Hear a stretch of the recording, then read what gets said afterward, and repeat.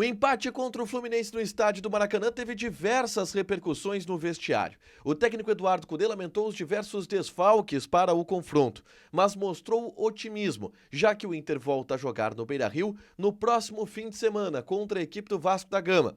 Ele explicou também o litígio que teve com o árbitro da partida e desculpou um jornalista que mandou uma mensagem pedindo desculpas por um equívoco. A gente repercute também as falas dos jogadores. Fabrício admitiu falha no gol de Paulo Henrique Ganso e René deu a declaração da noite, falando abertamente sobre a possibilidade de saída do Internacional e levando, com um tom de bom humor, as críticas e vaias que tem recebido do torcedor. A noite encerrou nos Estados Unidos.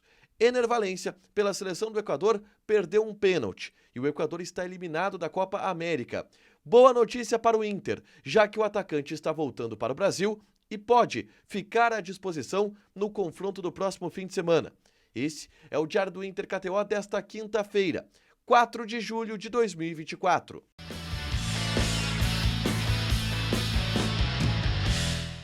Tudo bem, gente? Obrigado pela participação aqui. Não esquece de deixar teu like, te inscrever, de ativar as notificações. Bora falar do Internacional aqui no A Dupla. Nesse vídeo, um resumo do que de mais importante aconteceu no noticiário colorado ao longo dessa quinta-feira.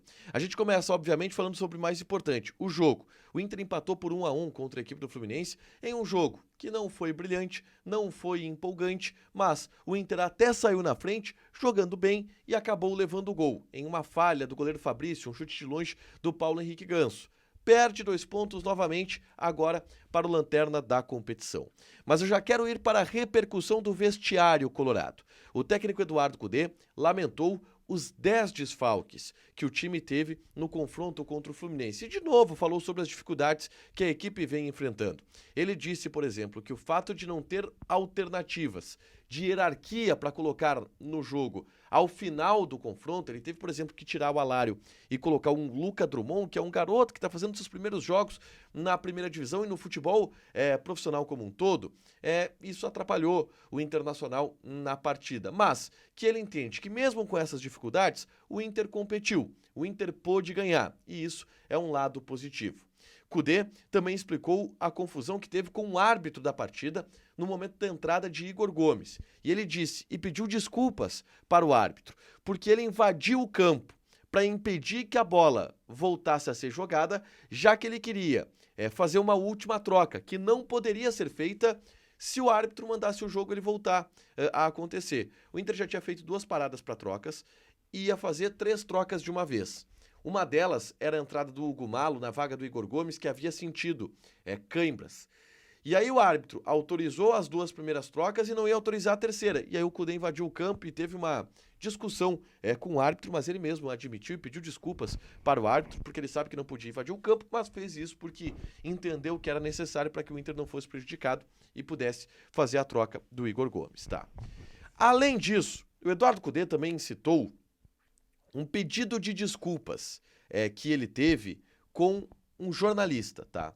Ele disse, um jornalista me escreveu pedindo desculpas. Não vou citar o nome dele, porque não sei se ele quer que eu cite, mas esse jornalista disse que errou comigo e me escreveu pedindo desculpas. Quero dizer a ele que as aceito, que pedir desculpas é uma atitude de homem e que eu respeito isso e que está tudo acertado entre a gente. O Cudê está falando do Vaguinha, o Wagner Martins. O Vaguinha mandou uma mensagem para o Eduardo Cudê pedindo desculpas por algumas críticas que o Vaguinha fez ao Cudê naquela partida contra o Delfim, onde o Inter venceu por 1-0. No final do jogo, o Cudê se virou para a arquibancada e xingou um torcedor em específico. E naquele momento, na Rádio Gaúcho, o Vaguinha afirmou que pegou pesado com o Cudê em determinado momento e que ele se sentiu depois que havia pisado na bola e que mandou o pedido de desculpas para o Cudê há cerca de 20 dias e aí o Cudê tratou de responder publicamente, aceitando o pedido de desculpas feito pelo Wagner Martins, que havia feito publicamente também, ao vivo no Sala de Redação, esse pedido de desculpas, tá? Bom, quero falar agora sobre a saída dos jogadores, tá? O Fabrício falou sobre a falha que ele teve no gol. Ele admitiu que sim, acabou falhando no lance, e ele disse, o Ganso pegou muito bem na bola, ela pegou um efeito e acabou me traindo. E foi de fato, né? O Ganso chutou de muito longe. E o Fabrício, ele vê a bola indo pro lado e ele já vai dando um passo pro lado. E quando ela faz a curva, ele já tá fora da jogada. Foi uma falha do Fabrício, o próprio Fabrício admitiu que foi uma falha, mas ele explicou que acabou sendo traído pelo efeito da bola. Mas a fala mais forte do vestiário colorado, sem dúvida nenhuma, foi de René. O René, que tem este imbróglio contratual, não imbróglio contratual, ele tem uma discussão para saber se renova ou não o contrato com o Inter pro ano que vem. O contrato dele já está encerrando no final do ano. E ele já pode assinar um pré-contrato com qualquer outro time. E o Jairo Vink, do canal do Baldaço, chamou o René e perguntou: René, você vai renovar o contrato? Qual é a tua situação contratual? E o René desabafou. E a gente vai ouvir o que falou o René. Presta atenção na fala forte do lateral esquerdo colorado, direto pro canal do Baldaço. Cara, acho que futebol muda muito rápido. Acho que o momento agora tem isso aí, a pressão da torcida. Conversamos sobre isso, mas acho que vamos ver aí quem vai ser do futuro aí. Se Deus quiser, vai ser a melhor escolha. Se tiver que ficar, eu vou ficar. E se tiver que ir, também irei com a consciência tranquila. Sempre que entrei em campo pelo Inter, dei meu melhor. Claro que às vezes você erra, como todos também erram, né? Mas sei que a vontade de muitos aí é que eu vá embora, mas vamos ver. Quem sabe no fim do ano aí não realizo o desejo de alguns ou então acaba de ferrar tudo para alguns. Uma fala forte do René que, primeiro, tem torcedor indignado, achando que ele debochou.